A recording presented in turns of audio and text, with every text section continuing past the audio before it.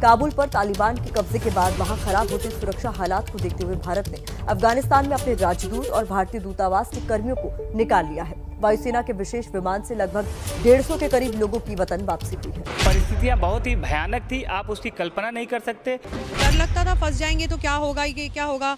ITBP जिस काम के लिए वहाँ पर थी उसने बखूबी निभाया। You cannot imagine how great it is to be back home.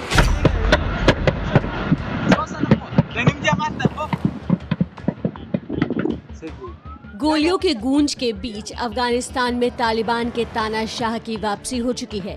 वहां हालात बदल रहे हैं और दुनिया को डर बदले की कार्रवाई का भी सता रहा है। सबसे बड़ा खतरा भारतीय दूतावास के उन अधिकारियों और कर्मचारियों के लिए था जो कई दिन से काबुल में फंसे थे, लेकिन देश ने राहत की सांस तब ली जब मंगलवार को वायुसेना का विशेष विमान 150 के करीब लोगों को सुरक्षित वतन वापस लेकर लौटा। काबुल से 120 भारतीयों को लेकर जब भारतीय एयरफोर्स के C-17 विमान ने उड़ान भरी तो अंदर मौजूद हर चेहरे पर तनाव था, लेकिन वतन पहुंचते ही चिंता खुशी में बदल गई। I am very happy and I think the whole mission is very happy that it's finally over and that we are back home safely, securely, without any accidents or harm to any of our people.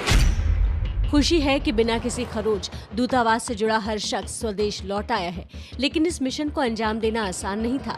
Kabul में दूतावास की सुरक्षा कर रहे ITBP के commanding officer Ravikant की माने तो जवानों ने कई रात बिना सोए बिताई ताकि तालिबान की परछाई दूतावास को छू भी न सके। ITBP जिस काम के लिए वहाँ पर थी उसने बखूबी निभाया और सबसे बड़ा अचीवमेंट ये रहा कि बिना किसी नुकसान के, बिना किसी एक खरोंच के भी हम इतने बड़े ट्रूप्स और कंटिजेंट को एम्बेसी ऑफ इंडिया सारे लोगों की जो हमारी टीम थी वो उनको मिला के निकाल के लाई। खतरा कितना बड़ा था उसका अंदाजा इससे लगा लीजिए कि दूतावास से एयरपोर्ट की दूरी 20 मिनट की थी, जिसे तय करने में 3 घंटे से भी ज्यादा का वक्त लगा और ये पूरा रेस्क्यू किसी एक्शन फिल्म की तरह रहा। सबसे पहले 16 अगस्त को सावधानी के साथ भारतीयों को एक साथ इकट्ठा किया गया। साथ ही तालिबानी गुटों के साथ बातचीत कर ये पुख्ता किया गया कि भारतीय दल बिना किसी नुकसान के एयरपोर्ट पहुंच सके। सुरक्षा में कोई चूक ना हो, इसलिए विदेश मंत्री S जयशंकर और राष्ट्रीय सुरक्षा सलाहकार डोभाल बाकायदा अमेरिका में अपने समकक्ष अधिकारियों के संपर्क में रहे। बीच में कई बार वाहनों को तालिबानी लड़ाकों की नाकेबंदी ने रोका भी, लेकिन किसी तरह देर रात भारतीय नागरिकों का काफिला काबुल एयरपोर्ट पहुंचा। एयरपोर्ट पर अफरा तफरी के बीच बाकायदा रिंग फेंस कर पूरी रात नागरिकों को सुरक्षित रखा गया और आखिर मंगलवार सुबह 7:30 बजे वायुसेना के विमान ने भारत के लिए उड़ान भरी। हालांकि दिल्ली में इस अभियान को कोऑर्डिनेट कर रहे लोगों की चिंताएं तब तक बरकरार रही जब तक भारतीय विमान अफगान वायु सीमा से बाहर नहीं आ गया।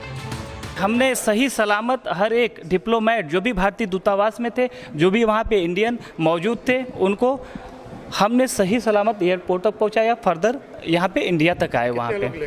तो ये ITBP के लिए एक बहुत बड़ा अचीवमेंट है कि सही सलामत लाना, बिना किसी क्षति के लाना। बहुत अच्छा लग रहा है। We are very thankful to air force, to government of India, very thankful. बहुत अच्छा लगा वापस आके।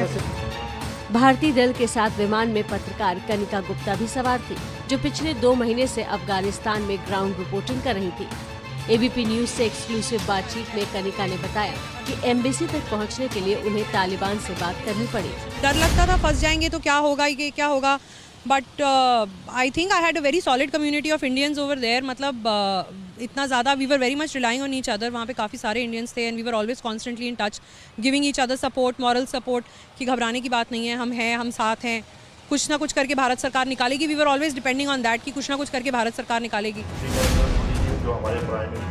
अफगानिस्तान में अब भी कुछ भारतीय फंसे हुए हैं। सूत्रों के मुताबिक ऐसे जरूरतमंद लोगों को निकालने के लिए एयर इंडिया के अलावा विदेशी विमानन कंपनियों की चार्टर्ड सेवाओं का भी इस्तेमाल किया जा सकता है।